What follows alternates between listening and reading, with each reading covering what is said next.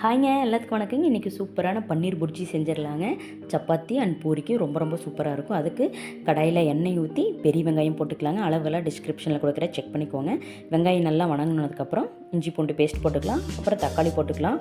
தக்காளிக்கு அப்புறம் பச்சை மிளகாய் போட்டுக்கலாங்க. நல்லா வணங்கினதுக்கப்புறம் மசாலா தூளெல்லாம் ஆட் பண்ணிக்கலாம். சரிங்களா, சீரகத்தூள், மஞ்சத்தூள், மிளகாய்த்தூள், காஷ்மீரி மிளகாய்த்தூள் இருந்தால் போட்டுக்கோங்க, இல்லை நம்ம மிளகாய்த்தூளை போட்டுக்கோங்க.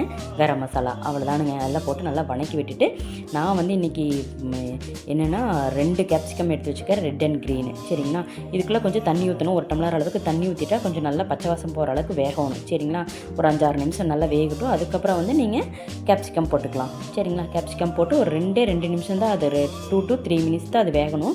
ரொம்ப வெந்தால் நல்லா இருக்காது. பன்னீர் வந்து நல்லா சிரிவி வச்சுக்கோங்க. வீட்டில் செய்கிற பன்னீராக இருந்தால் அப்படியே ஊற்றி எடுத்துக்கலாம். எடுத்துட்டு பன்னீரை போட்டு நல்லா கலக்கிட்டுங்க. அதுக்கப்புறம் ஒரே ஒரு நிமிஷம் தான் வேகணும். மல்லி இலையும் கஸ்தூரி மெத்தியும் தூவி இறக்குனீங்கன்னா அருமையான பன்னீர் புர்ஜி ரெடி. ட்ரை